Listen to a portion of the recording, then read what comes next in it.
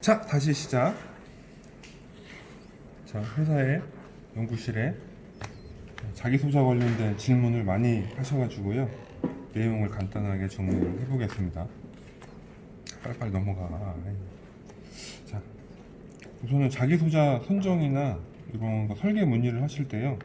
자기가 사용하고 있는 자기소개의 전류 파형이 어떤지를 먼저 확인하셔야 됩니다. 크게 이제 저는 세 가지로 나누는데요. 물론 제 개인적인 의견이니까 또 다른 전문가 분들의 의견이 있을 수도 있어요. 참고만 하시고요. 우선은 전류가 AC 전류인데 주파수가 높은 형태인지 보셔야 돼요. 주로 이런 파형은 메인트랜스에서 많이 보이고요. 이렇게 사인파가 보인다든가, 이렇게 AC 전류가 나온다든가, 이렇게 펄스파로 나온다든가, 이런 타입이 전류죠. 그래서 높은 주파수의 AC 전류인가 보셔야 되고요. 두 번째는 로우 혹은 하이 프리퀀시인데 AC랑 DC 전류가 같이 존재하는 경우입니다. 그러니까 전류의 평균치가 0보다 큰 경우, 그렇죠? 중요합니다. 전류의 에버리지가 0보다 큰 경우라고 생각하시면 돼요. 그래서 전류가 이렇게 0보다 큰 파형들이 나오고요. 이렇게 삼각파에 DC가 걸려 있거나, 아니면 이렇게 구형파나 이렇게 옵셋이 떠 있는 삼각파나, 이렇게 전류 리플이 좀 다른 이런 것들, 얘네들이 저주파이거나 높은 주파수의 AC/DC 전류 파형입니다. 평균치가 0보다 높아야 돼요. 하고 마지막에는 저주파수, 고주파수가 섞여 있는 AC 전류거든요. 그래서 전류 모형이 대표적으로 이렇게 큰 전류 모형과 이렇게 작은 전류가 섞여 있는 경우고요. 대체적으로 이제 이런 거는 우리가 인버터의 상인덕터, 보통 AC 리액터라고 부르는 이제 그런 것들 파형이 이렇게 되어 있습니다. 중간에 로우 하이 프리퀀시 AC, DC 전류는요, DC 리액터나 공진 인덕터, 출력 인덕터에 많이 보이는 파형이고요. 하이 프리퀀시 AC 전류는 이제 메인 트랜스나 공진 인덕터 같은 데에서 많이 보이는 전류죠. 그래서 우선 자기가 사용하는 전류 파형이 하이 프리퀀시, 로우 하이 프리퀀시 ADC, 로우 하이 프리퀀시 AC 전류, 이 셋 중에 어느 거인지 파악하셔야 됩니다. 파악이 되셨다면 넘겨서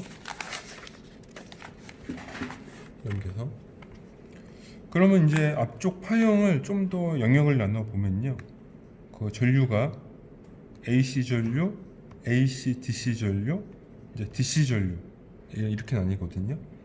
그러면은 이 세 가지 경우가요, 사용되는 그 전류의 파형에 따라서 이제 로우 프리퀀시, 하이 프리퀀시 하고 중간에 제가 로우 하이 혹은 미디엄 프리퀀시라고 표현한 이 중간 부분대가 있거든요.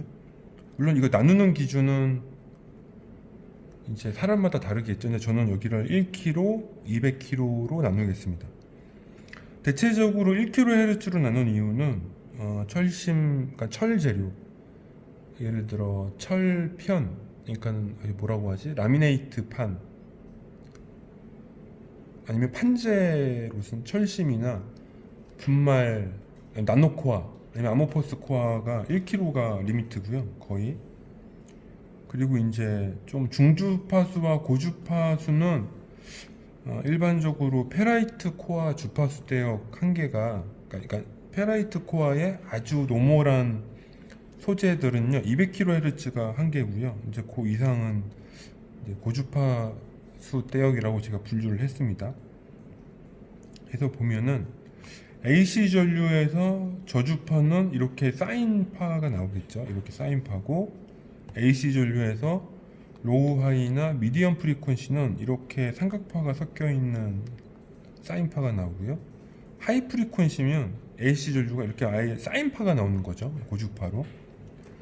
요거 같은 경우는 요 AC 전류의 저주파수는요, 대표적으로 철심, 분말, 나노를 쓸 수가 있습니다.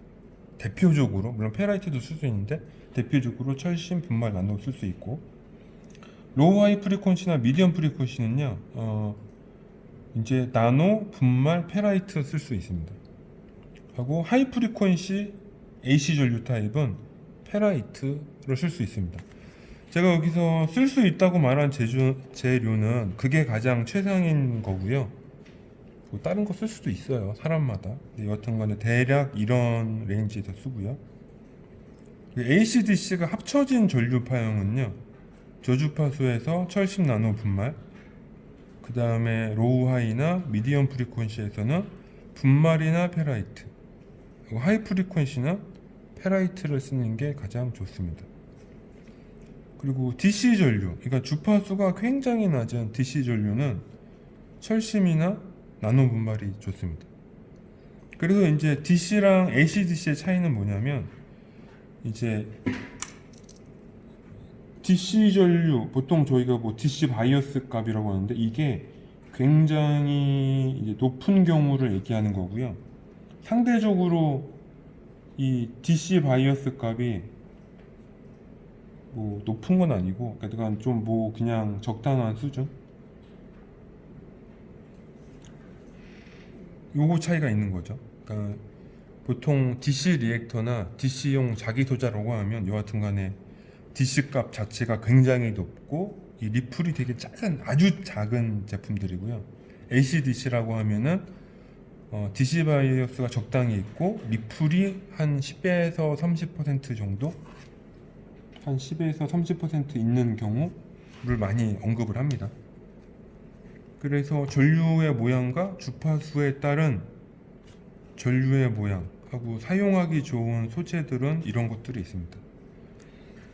그래서 이제 이런 거를 하게 되면은 이게 이제 우리가 선택 옵션들이 있는데, 주로 이제 전류 모양 말고 이제 어떤 재료 쓸 거냐가 또 관계가 있잖아요. 그래서 철심, 나노, 분말, 페라이트 네 가지로 했고요. 아모포스는 철심에 거의 가깝습니다. 그래서 그냥 철심 쪽이라고 생각하시면 돼요.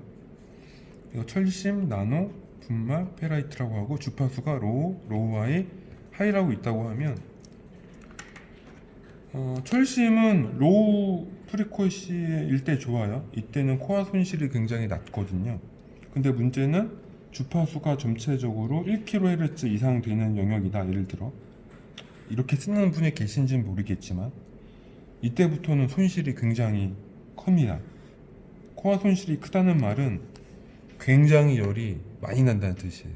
굉장히. 그래서 이런 고주파에서 AC 전류 주파수가 높은 경우는 철심은 쓸 수가 없는 거죠. 이제 손실이 크니까는. 그래서 여기도 위에 거랑 아래 걸 같이 보시면 AC의 철심의 저주파는 쓸 수 있어요. 그래서 코어 손실이 낮기 때문에 철심이 들어가 있지만, AC인데 철심인데 하이 프리퀀시면 여기엔 철심이 없죠. 왜냐면 코어 손실이 높거든요. 그래서 여기 있는 숫자가 정확한 건 아니고요. 그냥 제가 비교적으로 표현하려고, 철심은 뭐 손실이 있다면은 이게 저주파에서 5라고 치면 하이에서는 최소 100 이상 나는 거죠. 어디 뭐 책이 나온 건 아니고요. 상대적인 내용이 이렇다는 겁니다. 그래서 철심 다음에 나노인데요. 나노나 분말은 대체적으로 저주파나 중주파수까지 코어 손실이요 낮거나 중간 정도고요. 높은 주파수가 되면 손실이 증가하는데, 철심과 비교를 하면 훨씬 손실이 적어요. 이건 이유가 있는데, 이 철심 나노 분말은 모두 다 철 파우더, 그러니까 그 아이론 파우더 혹은 아이론 파우더에 해당하는 비정질 재료, 그러니까 이런 비정질 재료가 이제 이렇게 뭐라고 하면은, 이 뭐라고 하죠? 이렇게 철 파우더, 그러니까 이걸 제가 반도체가 안 돼서 모르겠는데 이게 뭐라고 하지? 순수, 이거 모르게 이거를 표현하면, 이렇게 재료가 있으면요, 재료에 철 분자들의 모양이 꽤 큰 애들, 꽤 큰 애들 그런 거를 이제 비정질 재료라고 부르는 걸로 알고 있는데, 그러니까 약간 이런 개념들이에요. 그래서 철